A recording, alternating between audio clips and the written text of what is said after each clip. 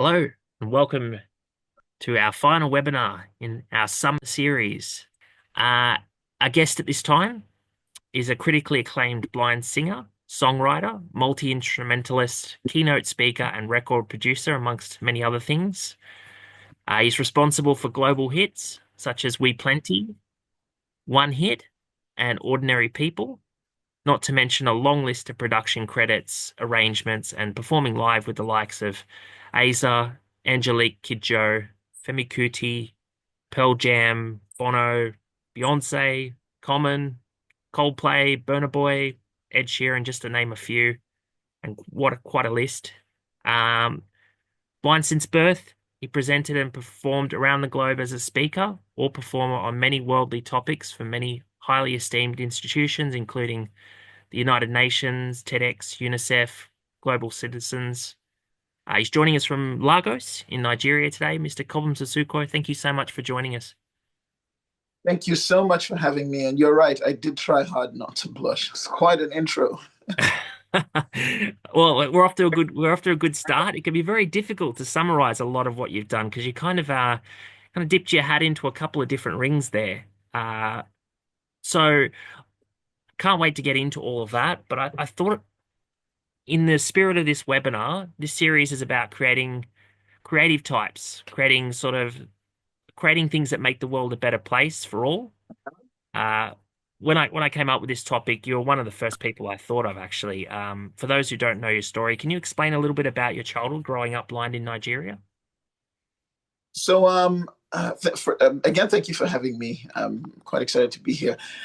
So, growing up blind for me in Nigeria, as a child was quite an interesting situation. I think I grew up, first of all, being unaware of the fact that, blindness made me slightly different or maybe significantly different in a way. I grew up in a tiny flat in the military cantonment with my father and my mother and three siblings. So all six of us in a tiny two-bedroom flat, along with my father's Honda Roadmaster motorcycle, which we parked in the living room because we didn't want, the mirror stolen or something. So it was quite interesting. But I grew up sort of being unaware of, the fact that I was at the time, the only blind person, I had known.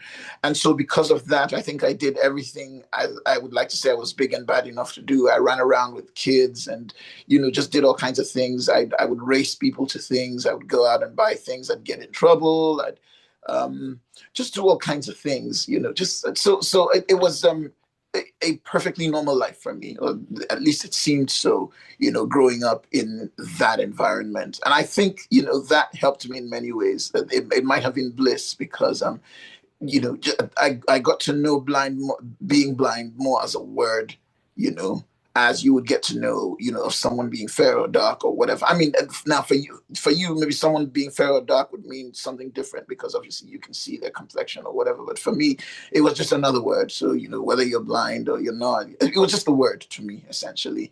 And I think because of that, I did, run into things every now and again. And people would say in Pidgin, person who they feel sorry for, no, they feel sorry for himself, which essentially meant, someone who we feel pity for doesn't feel pity for himself. And they said that with a bit of I'm not sure what the word is now, maybe exasperation, because they wanted me to slow down a little bit. But for me, I guess that was all my bliss, just the fact that I was unaware at that starting point. And so it didn't shape me as a sort of different individual, if you would say. I just saw myself as any other kid, growing up in the barracks and the cantonment. Yeah, so it was fun. It was fun, and then I started to learn to play the piano at a terribly early age. I started by puffing my cheeks actually to play the 12 bar blues. So I'd walk around the house at age maybe 6, 7, going. Yeah. So would it be fair to say that would be like your earliest memories of music, or was it something because the sort of what you've described there, it doesn't scream, an orchestra or a big grand piano in the lounge room next to the bike. What was your sort of earliest memories of music?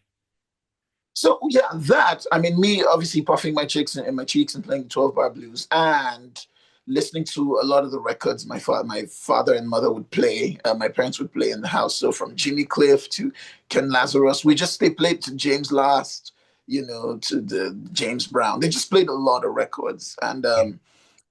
I think that would be it for me. My early childhood memories of music, and just listening to the radio and dissecting songs, breaking it down. I think for me that's my earliest experience with music.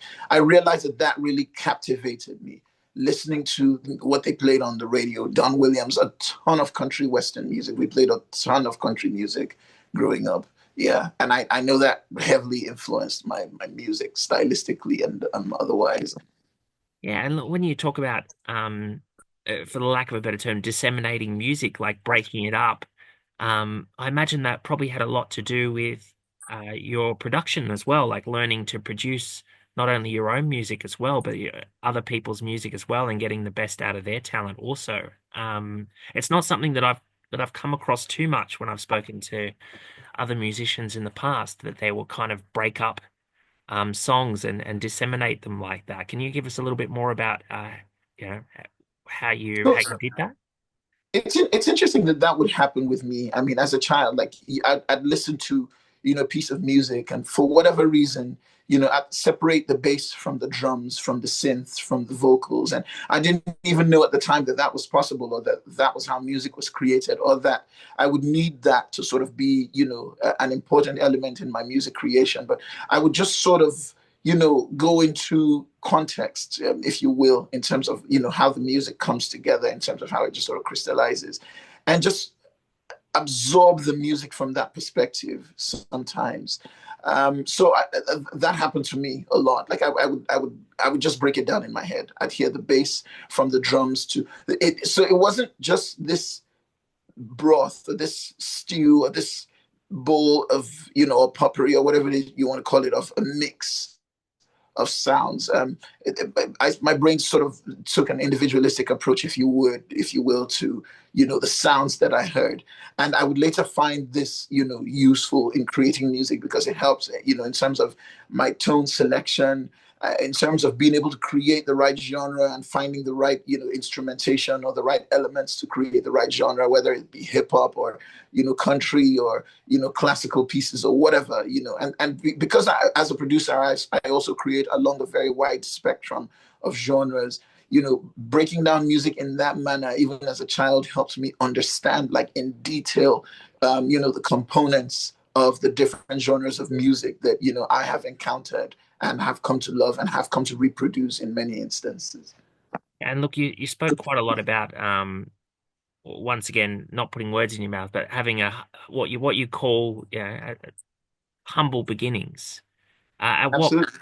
at what point would you say that your family started to take note that you were quite gifted and talented? I would say my family started to take note of my involvement in music, if you will, or my just sort of abilities as far as music goes. I would say at a very early age, 7, 8. I would come out, and my mom had these barrels she used for storing water, and we'd store, like, drums of water outside the house, and I would come out and I would bang on the thing, and I would bang on it until I had blisters. Now, I think I must have made music interesting enough for them to listen to. Otherwise, it'd have chased me away from that thing. And I would drum on everything in the house, dining tables, what I mean, the dining table, whatever, with silverware, just whatever, cutlery pieces, if you will, or on my chest, on my stomach. I made music with everything around me, and so maybe at about the age of 8, thereabout, my sister introduced me to someone who would become my baptism godfather, if you will, because I grew up Catholic, and he gave me a tiny little Casio keyboard. And before him, a friend of mine had given me his sister's piano, a tiny toy piano, and said to me, you know, just don't play this outside. I didn't understand at the time, why he said that. And as I grew older, I would understand that he'd taken it from his sister, who wasn't using it and didn't want her to know that I had it. And that piano became I wouldn't recommend that, but that piano became my savior in many ways because I practiced, just about everything on it. And my mom would always say, I know you'd become someone great in life. I know. I mean, for her, it was a mantra. She said she actually didn't even say someone. She used to say something. And I'm not sure why to this day. She's like, I know you become something great in life. I mean, it's something Nigerian parents. It's how they would say, things like that. And I think it's a mantra that sort of began to manifest itself. I don't know whether it's because she said it as often or if it was just me following just the scent of music. I don't know what it was, but I noticed as I grew older that, it began to take shape and my life sort of began to fashion itself after her words. So yeah, that's pretty much it for me. Yeah, and look, going into schooling, a lot of people that we speak to, that's when they find their people. They start to piece together who their people are in this world and who their muses are, and who's going to help them be the best version of themselves. Did you have anything like that? I know that you were saying that you grew up as the only person blind in your area, so it probably wasn't somebody else who was blind, I'm assuming. Who were some of your muses, and what were some of the things that sort of really that continues to stick with you at this point in time? So for me, it was both people in my immediate environment and uh, I guess people I didn't know who would just inspire me. So yeah, growing up, I had obviously friends who uh, so I wrote a song many years ago titled Angels All Around. And I think of the people who held my hand growing up, because obviously I had to learn to navigate, especially when it came to like places far off of my block. I had to learn to navigate, with other people's help because I didn't, know how to use a cane, growing up, or that, I couldn't use a cane or anything like that. So those kinds of people, for me, I had a friend called Igbaji who I was really, really close with. I had another friend called Dupe who I was really, really close with. And these people just sort of they heard my music, they inspired me. Our fights, our quarrels, our disagreements, our getting together, our laughs, our joys, and all of that. And my sister, for one, because I started to learn to play the piano with her. She would play and I would play, and there were times when she didn't want to, and I'd be upset and I'd go off and do my own thing. But as I began to become more exposed to the world, I discovered Stevie Wonder, who obviously from many, many, many, many miles away began to inspire me and began to allow me dream and let me create and shape how I would create music and the chord variations and just the many different things that would give my music just a broader perspective. I think began to come from the likes of Stevie Wonder, and Ray Charles and Bob Marley and the Nigerian artist called Majek Fashek and Fela Kuti and the likes. It began to happen from there on. It just began to and then obviously as I grew older, my early teens, I got introduced to the promenade, the BBC Proms concerts, and then I began to, of course, experience the legendary stuff. So a lot of Bach, a lot of Beethoven, a lot of Tchaikovsky and things like that. And so it just expanded and helped me muse and just helped me build musical perspective and broaden that musical perspective, if you will. And from the sounds of it, you're quite a sponge in taking it all in. I spoke to a writer recently who turned around and said one of the hardest things you can do reading other people's work is comparing it to your own. Did you watch a lot of or listen to a lot of music and think to yourself, well, I'm actually talented and I'm there, or did you have doubts in your own sort of ability? So I I wouldn't say now growing up in Nigeria, you kind of learn to not not call your talent by yourself. You sort of you let other people say it. It's a bit of a cultural thing because when you come out and you say, you know what, I'm talented, you're Yeah, then seen as proud or as or too proud or as yeah, too conceited, if you will. And so I think for me, I recognized my talent. I think I recognized my talent at an early age. I recognized it, and I began to function in it, at an early age. Yeah, I recognized and I began to function in my talents at a very, very early age. Um, but I didn't call it, I didn't call it that. I just did what I felt like I had to do. I just made music, and that was pretty much it for me. Yeah. And look, where our nationalities are somewhat kindred in that way. Australians are very well known for not wanting to come across as egotistical or anything like that when they are talking about their own strengths.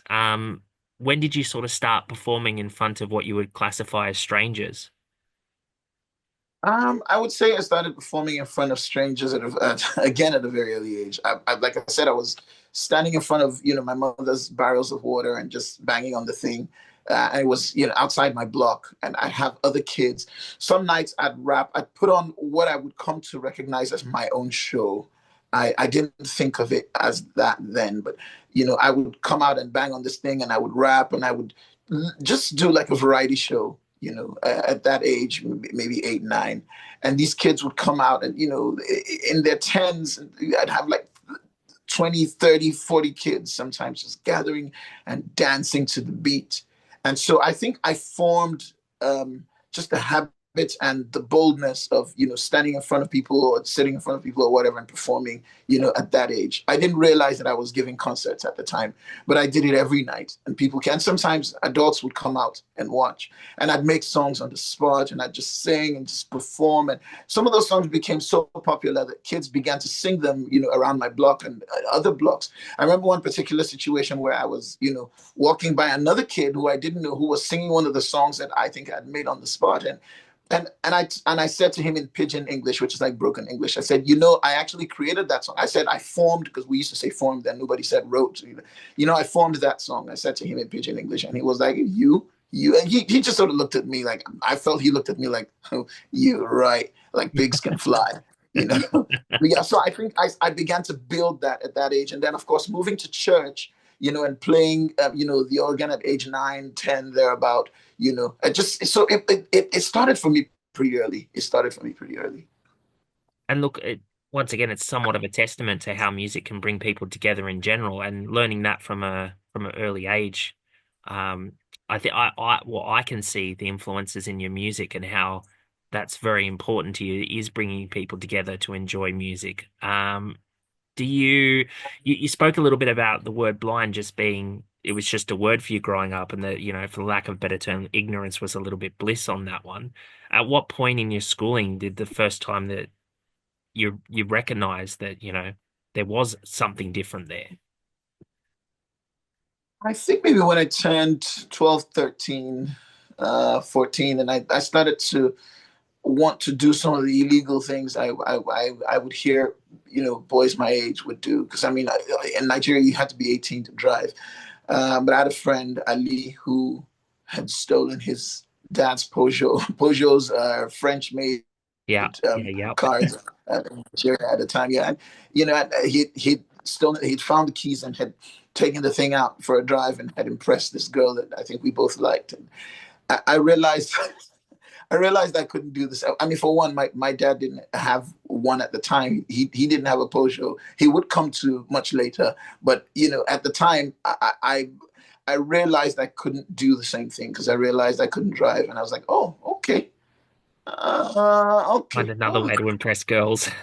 yeah. So I didn't have that exact ability, it would appear.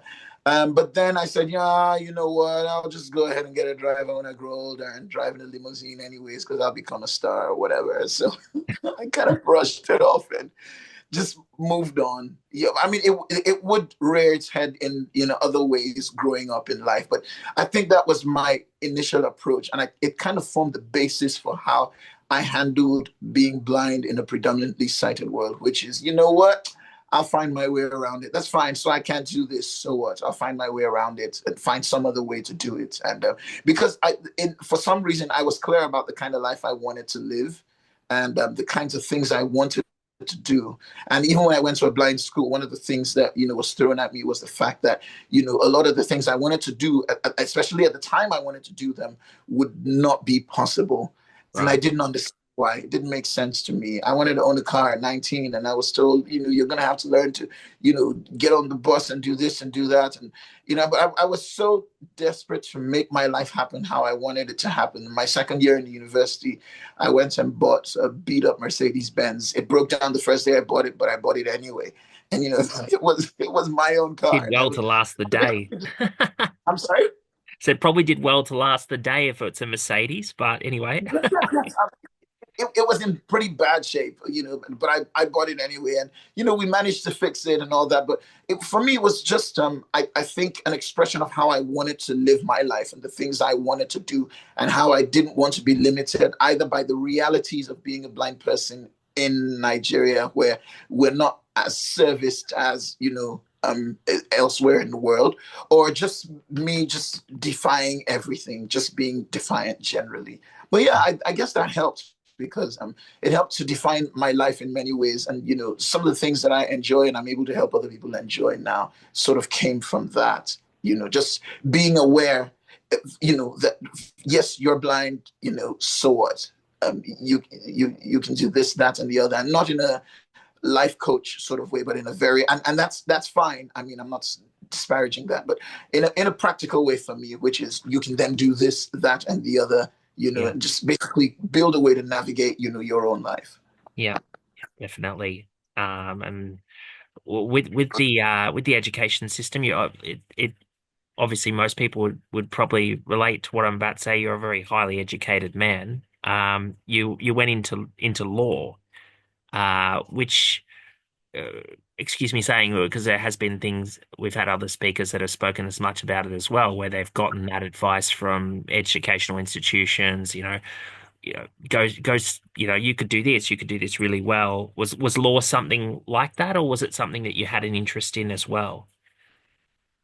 So I think the first thing that made me want to study law, want to become a lawyer, was my father. He just sort of mentioned it, and I'm very proud of my father. I loved him growing up, and he's passed on now, but we had a great relationship, and he mentioned, in passing, me becoming a lawyer, and I just thought, oh, that's great. Well, I'll become a lawyer, and so that stayed with me. But then also, as I grew older, whether it was from reading, a lot of John Grisham, or watching, certain series or whatever, or law-related movies and stuff, I just liked the idea of perspective and, the interpretation of the law, based on, perspective and all of that. So it appealed to me. I read my first, call it law book if you will, but something that you would study as part of the syllabus. In primary school, I found it in what we call the secondary library, which was where we made the school would press books for students who couldn't have access to braille books. And I found Yeah. this interesting book called On Law and Justice with constitutional law and all of that. And so for me, it happened in part because it was, I think, part of my makeup, but also in part because, it was something my father had mentioned to me. And so just to honor him and because I loved him, I wanted to do it. And so I jumped straight into it. And it does have parallels. A lot of people would assume that music and law have nothing to do with each other, but especially in the line of production and that you've sort of gone down, they do have parallels. Oh, yeah. The return, you obviously then returned to your music career. What made you go back to your music career, or was it something that you just continually had in bubbling away at the surface? So I never left music. I never music finds you. It's not something you leave in that sense. It's you Yeah. can't unknow what you know about music, or the music being a part of your life. I was listening to some analysis of the lyrics of the popular song Hotel California, and I think it made some reference to how you can check out anytime, but you can never leave. And I think that's what it is with music. It's almost like the loss of innocence. You can't unknow what you know. Once you know music, in that sense where you understand sort of the variations, the perspective of chords and all of that, you don't get away from it. And so that was my life. That has always been and still remains, and I think will remain my life. And so everything else could thrive or could happen in concert or alongside music. So law was one of those things for me that happened in that sense. But then I think what moved me or made me go back to music full time was part frustration in the Nigerian system, education system, Yeah. because at the time I was having issues with sort of my admissions or having not having properly matriculated, into the university system, which was frustrating for me because I went through school pretty much doing well. Primary, secondary school, all my grade levels, I'd always done well. And here was this thing, in university that was just sort of hanging over my head, almost like I was in, but I wasn't really in. And I didn't like that very much. And so I wrote like 15 letters to God, just expressing my frustration about that experience. And at some point, I figured, you know what, I'm just going to follow my passion. Plus, I had started to make music for artists, and I started to produce. I'd had my first breakout single on the radio in 2002. And I figured, look, this part of my life is going so well, and this other thing that I'm chasing is just sort of eluding me and giving me this hope, of it might or might not happen. And so I just decided, you know what, I'm just going to quit school and I'm going to follow music. And that was exactly what I did. So it was part the frustration of the system, but, the fact that music had always been there and had always been just a ready friend, a listening ear, a companion, the soundtrack, the part of my life that just was consistent. And, I could fall back on it when I needed it, especially when education, which I had loved and I had trusted, was beginning to fail me because of systemic issues. And look, we've gotten to the halfway point here, and I'm glad you sort of gave us a segue because I'm gonna go into another question relating to that. But just a reminder for those who want to ask our guest a question today, if you are using a screen reader, you can use the keystroke Alt H to bring up the chat window, and then you can type your question in. As I said, our guest is a fascinating human being, so definitely get those questions in while we have the opportunity, and I will direct them to him. Um, one particular song, you know, I'm a big fan of your music. So one particular song that I often come back to and I revisit is that song One Hit. Um, you could just feel in the lyrics you really wanted it and how much work you were putting into it, it being a success. What would you describe as your breakout moment as a singer, songwriter, arranger, record producer? You know, maybe it hasn't even come yet. Maybe it's one of those things that you've got sort of earmarked, but that song, it just resonates with me. So can you tell us a little bit about um, that sort of emotion? In many ways, you're right in saying maybe it hasn't even come yet. Because for me, I'm always telling people my career is just beginning. And this year I was having sitting in a meeting with my friends, and just came to the conclusion that for us, many things are just starting to happen.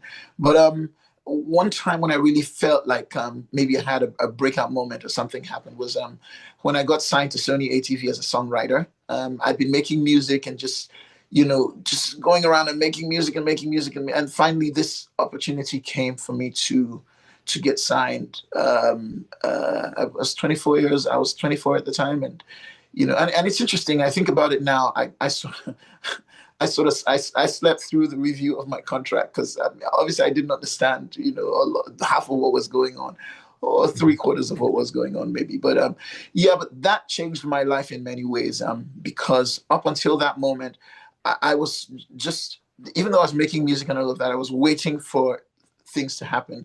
I was celebrating other people and waiting for things to happen. And for me, that finally happened because then, I could build my own studio. I could, make more music. I could, do all of these, interesting, exciting things, I've been wanting to do. I could do more than just make music in my head or, go to sleep on other people's studio floors and dream of owning my own studio and making my own music and all of that. So I think when I got signed to Sony at 24, I think that was like the moment for me. That was my one hit, and I was very, so while I might have slept through my contract, which I would advise anyone never to do. I was also aware in an interesting way of the fact that this was a moment I couldn't waste. In terms of, well, the financial rewards of, I mean, it was what I was getting, maybe £30,000 in advance or something, and I realized I couldn't blow it. Like, this was the start of my life in many ways. This was my seed money. This was how I was going to build my studio, and I was like, I'm never going back from here on out. I'm never going back from here on out.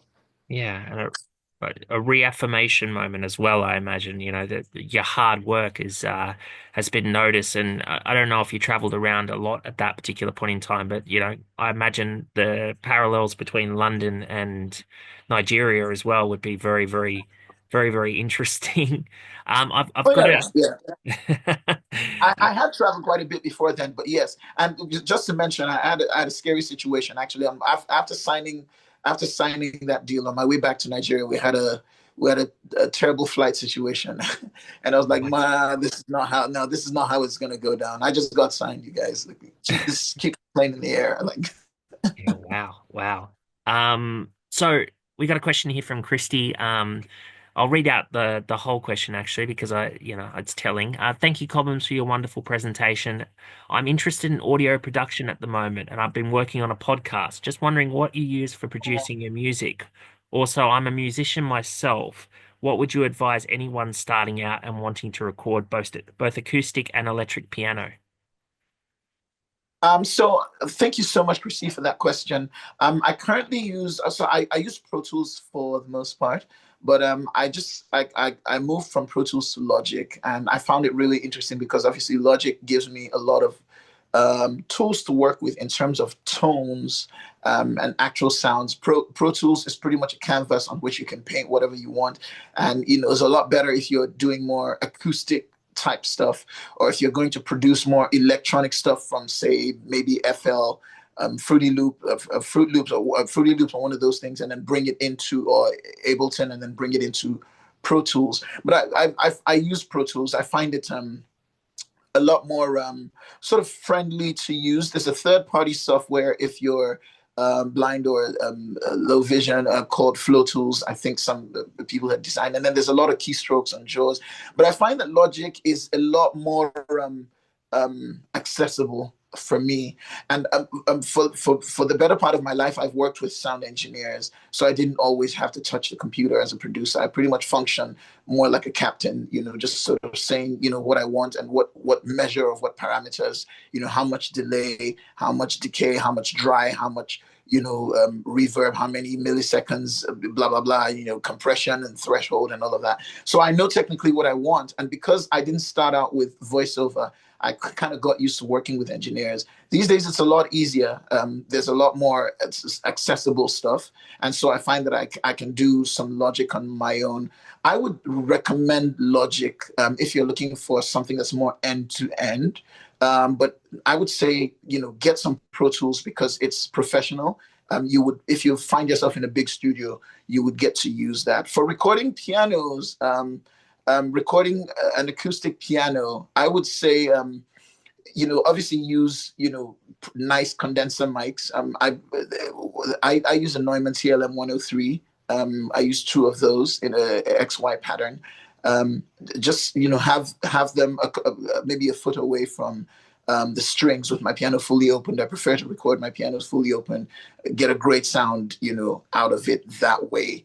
I don't know if that helps or if I'm getting a little too technical. I'm not sure, how well advanced you are in that recording space. But I would recommend using, condenser mics, running them through a preamp just to get some warmth. And Pro Tools would be the best place, I would say, for doing something like that. But you can also do that on Logic. I just feel Pro Tools just, it just serves you better. I think it serves you better, and it's a great canvas for, you know, creating whatever it is you want. It doesn't give you a lot of help with tones, though. I don't know. Maybe it does these days, but I don't reckon, that it does as much as Logic. Yeah. Um, so I hope that answered your question. If it hasn't, please send us something through and we can circle back. What I've always found quite fascinating about yourself, Cobhams, is I've spoken to a many number of blind and low vision musicians, and they often speak about just how challenging it can be writing your own songs, especially for those who have potentially relied on prominent covers based on the audience pre-existing relationship at times. They may have, talent contests, recording on YouTube, covers. Do you have any advice around songwriting that you can give our audience? I can share a few things. There are things I've learned. I think more recently. I'd say don't beat yourself too much. Don't beat yourself too much because in terms of audience acceptance to songs, I have learned that labels have done a lot of work in pushing certain songs out there. And so you may have written a great song, it just may not be as known as some of the covers that you perform. And I'd say work on being recognized, work on being known, and then slowly introduce your song to your audience. Because if they love your performance and they know you, they're more likely to take in whatever else you share. They're more likely to hear your own personal story. But I'd say prioritize, just being heard and being known while you continue to hone your craft as a songwriter. It's really important. And we take it for granted because I think we do a lot of things based on what the labels have created, but have not told us. There's a machinery, there's a well-oiled machine, there's an infrastructure with which, so many things have been given the stamp of approval of the emotional connection that people have been able to make with those songs. And you don't more often than not, you don't have the resources to recreate the notoriety that's been built around those songs. Yeah. And so while I think your song is great, or maybe great, I think it's important to just recognize that, you also want to be known and you want to be make that connection with your audience. And I think that's what happens even with the labels. That's what they do. They just have a lot more resources to get it done quicker. So it's not often about your songs as it is about, how well known you are. Because you will also observe that, for the few people who know you and know the songs that you share, they love and adore the music that you share oftentimes. It's just to reach a wider audience, I think you need to share something that's more readily received. And that's often, a well-known song or a well-known classic. I would also say in writing or creating your own material, while you may have a lot of perspective, as an individual that you want to share, be aware that you're also creating material for people to digest and for people to consume, and that you're not the only one who shapes, the interests of these people. More often than not, these interests are shaped by, other factors, social media, social trends, whatever. And so you have to make the decision how much of that you want to incorporate into your creative piece in order to create relevance for you. You can decide to defy the entire system and create your own thing. And you might just, be the outlier. We never know. But it depends on how much of a risk taker you can be. I make records for the radio oftentimes, and one of the things that makes that successful is knowing what people want and incorporating that into what I create. In a way that still retains my creativity as an individual, but being aware, being acutely aware of that, I think is important. But it's that's my opinion. Yeah, look at very, very good advice. Quick question, because I obviously know you've written hits for other artists as well. Actually, you're very heavily involved with another incredible artist called Asa on her first album. Do you make the habit of writing songs for yourself, or do you tailor them to who you're writing them for? So I often tailor songs to who I'm writing them for, including myself. I think I in terms of artist discovery and tailoring songs towards artists, writing songs for me, or I'm the last artist to be discovered on the roster of artists I've written for. It Yeah. was just easier for me to write for other people when I started, and to get into character, who they are, to have conversations. So I would have times when I would have meetings with people, just sit down and talk with them and just get into their head. It's also something I like to do for production. Get into their head, get some perspective, get to know who they are, what they like, how they eat, what just different things about them, so that when I write for them, they can see themselves in the song. but also I serve as an interlink, if you will, between them and the audience that they want to reach out to. Which is also why I write for a lot of brands. I do like a lot of ad material, like a lot of advertisements, because I also create stuff, that I believe people want to hear, but in a way that doesn't always, because people think when you say you make music, people want to hear, you always have to dumb it down. But I find a way to incorporate the things that I know and what comes to me as real music with the lingo and the culture. So yeah, I'm not sure which I do more of, or which I do most of the time, but I write music for myself, as well, which has improved, but I think has also improved because I'm also coming into a different level of self-awareness. um, you write better when you know better. You have, obviously, your vocabulary gets better, but also you know more about who you're writing for. And I feel like even in writing for me, I'm knowing me to the point where I'm defining my sound, even better. So I think what's perhaps the most important lesson for me in this is, whether I'm writing for other people or I'm writing for myself, it's really a matter of knowing, and it is in knowing that, you can write better regardless who it is you're writing for. And you've performed in front of a lot of prominent people. You were just telling me before we started the webinar that you've got a big event sort of coming up where there's going to be quite a few high profile people in the audience. Do you want to tell us a little bit about that? But I guess I want to know as well. Do you have any sort of superstitions when it comes to writing or choosing music to perform at such events? Like, how do we get a little bit of what does Cobhams think about as he's warming up to perform in front of like some pretty big heavy hitters in the world? Yeah, so well, about the event, I'm really excited about that. It's the UNICEF GLM, it's a Global Leaders Meeting. They haven't had too many of those. I think in all of its 70 something years of existence, UNICEF, I think they've had maybe about, this would be the third or the fourth. I'm not sure. It's in Turkey sometime in the year, I think in February, and I'm actually quite excited about that. I happen to be speaking at that event. And not singing, but we never know how these things go. But that's something I'm excited about. In terms of performing in front of an audience of just really important people, and so there was a time when I just used to want to make such an impression. I still do, by the way, but it was more about the impression when I was much younger than anything else. And so I'd go through this list of songs, and sometimes I'd write a new song, and and all that and all that. These days, as you grow older, I think you become more I think aware of why you're there in the moment, and I think that sort of informs, my set. I always tailor it to, just why I'm there. What impact I want to make, what I want to say. I'm growing more aware of the power in the words of the songs that I sing, whether they be my words or other people's words.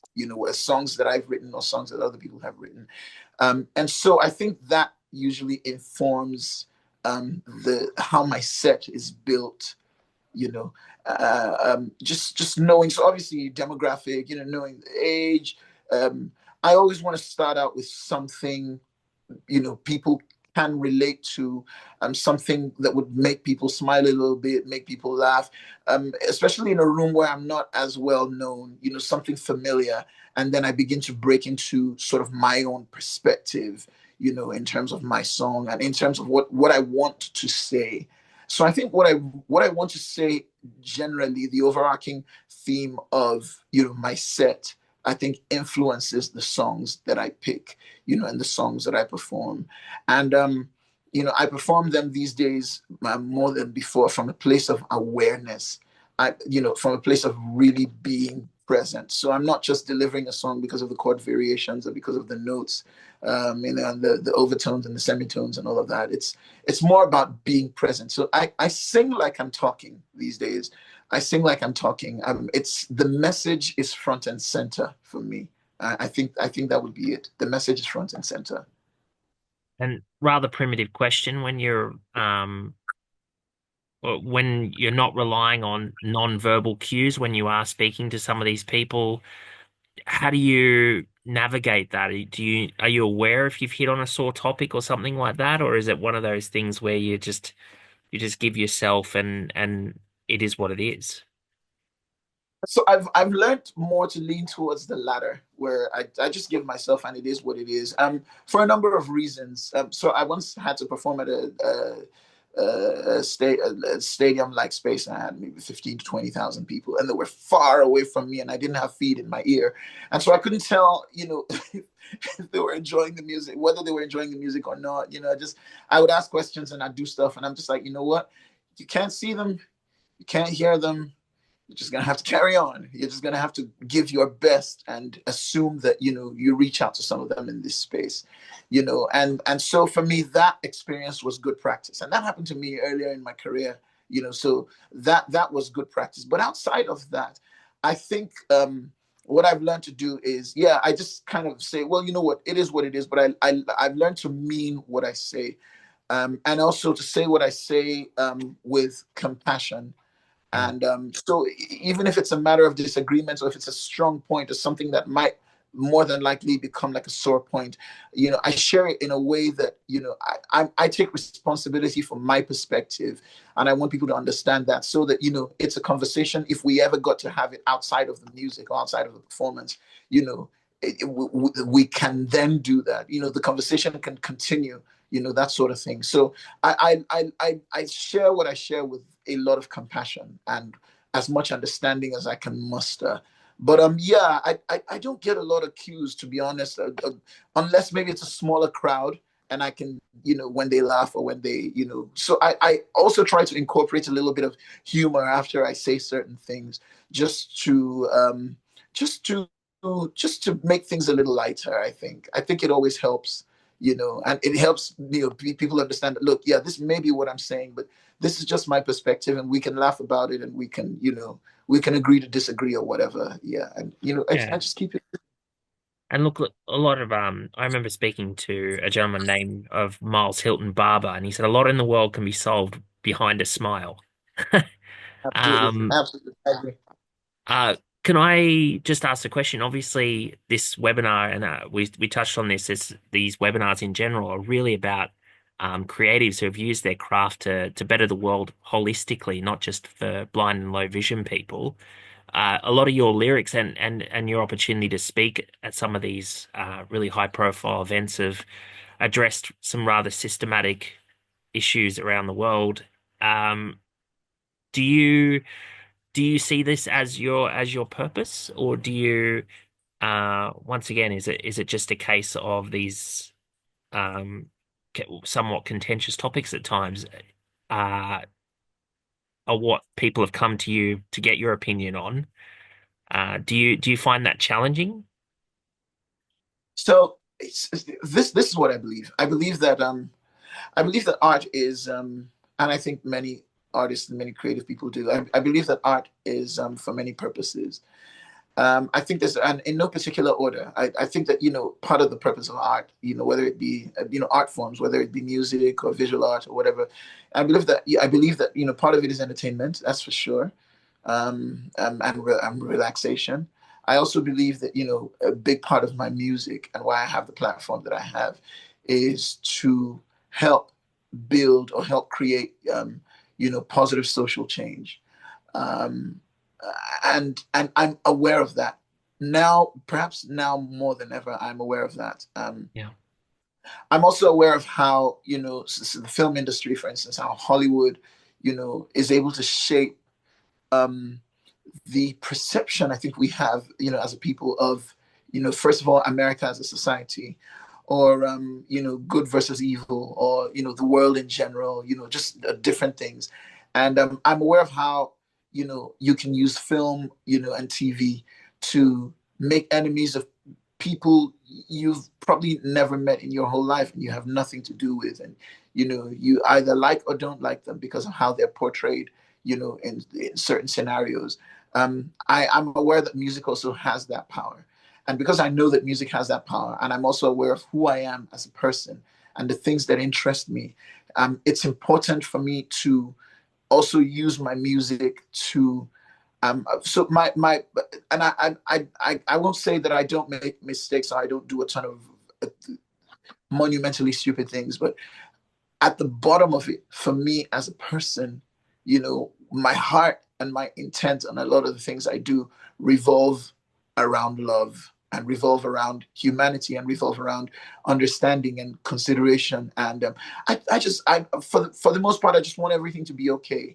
But I've learned that sometimes, in order for everything to be okay, you've got to fight for things to be okay sometimes, and you've got to get up and just not be so passive and so, oh well, I wish things would just fix themselves. And so for me, being aware of that is also using my music to do that. So yes, I'm aware of it, and I think in many ways it's become my reason for being, if you will, and my purpose. um so my music is definitely used to remind people in certain instances or amplify certain messages that are core, that are important to me, and they always center around obviously consideration and love and equality and compassion and kindness. And and then sometimes, yes, it's about entertainment and just having a good time, because why not? We should have a good time. I love me a good time. But I'm very much aware of the power of my music to create social change, and I'm very aware of my responsibility to use it, as such. I'm also aware that it can be, music can be manipulated to create perceived, no, I mean, social change ultimately, but something that's perceived as positive social change, but is more sort of rooted in ideology, in people's ideology. And the more I become awake, the more I try to not root things in what is purely, just my or anyone else's ideology, but finding out, what is the center of, the rule of law, or our existence, in treating people fairly and those sorts of things. And as it becomes clearer to me, I try to express it in my music, and it will take different shapes and different dimensions. But yes, I'm aware that my music is a vehicle, a tool for that. And I constantly keep that at the back of my mind. I operate from that space. I operate quite intentionally from that space. Very well said. Very, very well said. And for purposes of our audience, I did tell Cobhams I was going to ask him a lot of questions about his music, but I didn't prompt him. I'd be asking him philosophical questions. So the fact that he's been able to answer that off the cuff really kind of lets you know a little bit about um, why I think so highly of him. So uh, Kind. for the purpose of we are coming to the end of the webinar, we're in the last sort of 5 minutes. This is around the time that I'd normally be asking our guest, and I would definitely encourage a lot of people to go and, if you haven't experienced Cobham's music, we are going to send around links when we package up all of our webinars and chuck them on YouTube for people to go and have a bit of a look at. But um, how can we follow you in the future, Cobhams? We've already spoken about the fact that you're off to Turkey in February, and I'm so jealous of that, by the way. Um, can you tell us a little bit about what you sort of got coming up in the next 12 months and how people can follow your music? So I'm really excited about the next 12 months. I'm always excited about life. That's I'm just happy about that. I'm starting a new series, most likely on YouTube, and we're not sure what's happening with TikTok these days. What with Yeah, yeah. Yeah, we're not sure, but on YouTube, possibly on Instagram, other forms of social media. But what I want to do is I just want to share music as I hear it in my head. So I'm going to do a lot of covers, songs that I love, songs that So some Rod Stewart, some Bruce Springsteen, some Elton John, some Stevie Wonder, some John Legend, some whatever it is that reaches, some Beatles. I'm a huge Beatles fan, and I'm trying to work through the process, obviously, of how do you perform these things legally, and just and all of that good stuff. So yeah, just want to make sure that I do it right. But I want to perform a lot of these songs and share my songs as well. Share songs that are close to my heart that I've written that express some of the subjects that we've talked about, and just my songs in general. So yeah, that's going to be happening. Hopefully on YouTube soon.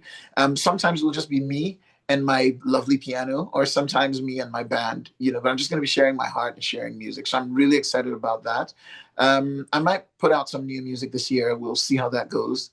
I'm really more interested about sharing music with an audience, whether they're live or whether they'd come to watch later or whatever.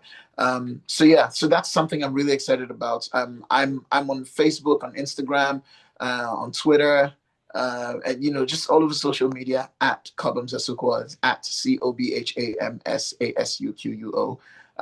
Yeah, and I'd definitely like to chat and to connect, and it's how I function. I like making, like, real connections with the people I make music for.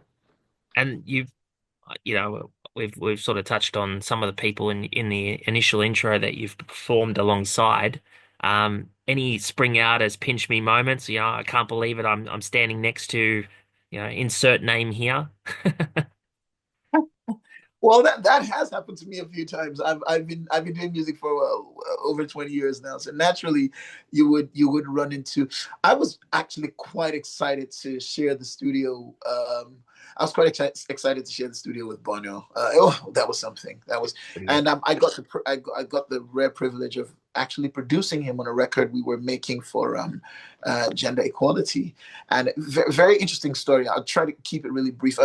He'd come into the studio and had sung something else. I'm not going to repeat what it was, but he had sung something, and everyone was, I was a bit concerned because I didn't know how that was going to make it onto the record, and no one was going to tell him, and I didn't know how I was going to tell him because I'm such a huge fan, but I had to go in there and be like, you know what? So I like what you've done, and this is great. But do you think we could, for the sake of the record and who it represents, do you think we could do such and such and such? And I'm like, oh, tell me what you want me to do. And he was super easy about it. And then I told him, and we managed to change the lyrics, and he sang it again, and that was great for me. So I'm happy to have recorded someone like Bono. Happy to have met with Ed Sheeran. I mean, we performed on the same stage at different times, but just to share that same space, for me is really, really something. Quite a few artists I've been in. Oh, I must mention this. He's not as well known, but one of the guys who wrote the song by Eric Clapton, "Change the World," one of the writers, a guy called Tommy Sims.